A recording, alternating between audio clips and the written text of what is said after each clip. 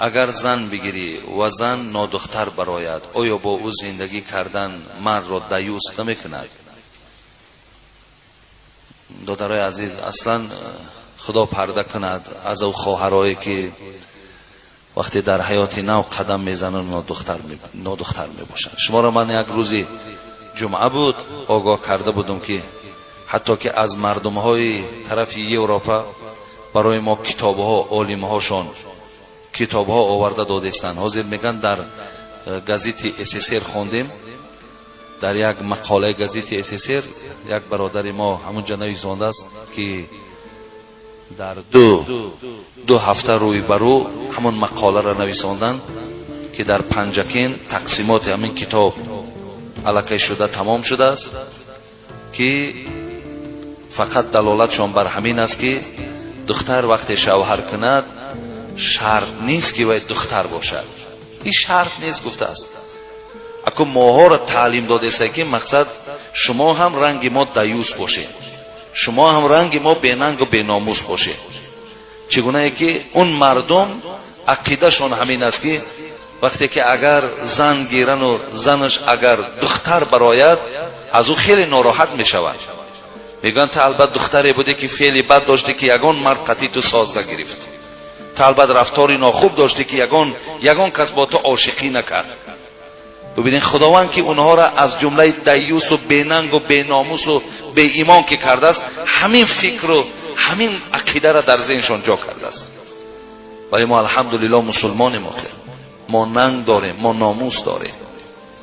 برای ما حتی که دختری که ببینید جوانای ما اونقدر با ننگ و با ناموسن که پیش از شوهر کردن، پیش از زن گرفتن میپرسند کنی این دختر از چه خیل دختر بود؟ آیا دخترای کوچگر نبود؟ دختری شبگرد نبود؟ دختری گویم که عاشق باز نبود؟ امروز جوانای ما و شما میپرسند این از حساب چی است؟ از حساب که ایمان دارن بچه ها، ننگ دارن بچه ها، ناموس دارن. ولی اگر دخترهایی را که شما نکاح کردین و نادختر برآمد، این به طبیعت شما دادر عزیز. اگر خواهی که زنی کنی و عیب او را پوشانی و خواب او توبه و ندامت کند که خیلی کن همین بدبختی را من کردم، با یگان جوانی بدبخت بی ناموس بی توفیق همین کار انجام گرفت، اگه مرا ببخش، مقصد ما یک عمر در خدمت تو میشیم، چی کار کنم؟ دیگر گفته هر عذر خدا بیان کردن گیره و تو را اگر ببخشی و زندگی کنی مثلا تا از جمله دیوسان نمیشوی. دیوس کسی است که در نکاحش زن وجود داره و هر کاری که کردن بگیرد این مرد در بالای غیرت نداره، کی خواهد کجای خواهد رفتن میگیرد، با کسی خواهد رفتن میگیرد و این مرد بالای غیرت ندارد، پیش راهی او را گرفتن نمیتواند. این را میگن دیوس. برای بسیاری از جوانای ما دادر عزیز امروز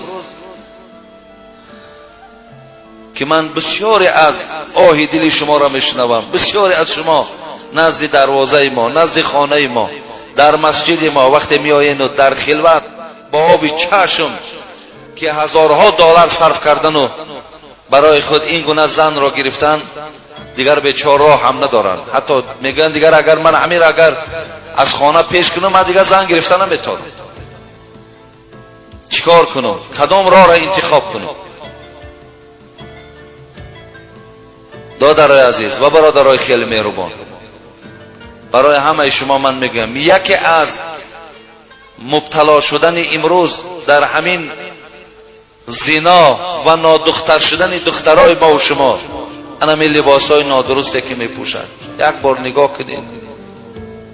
آخی نخواد دختری مسلمان، دختری تاجیک برادر عزیز، آخی یک یبکه دارد تا همین کلچه زانوش هم نیست، از همین بالاتر و قسم پایان تماما لوچه هیچی نداره.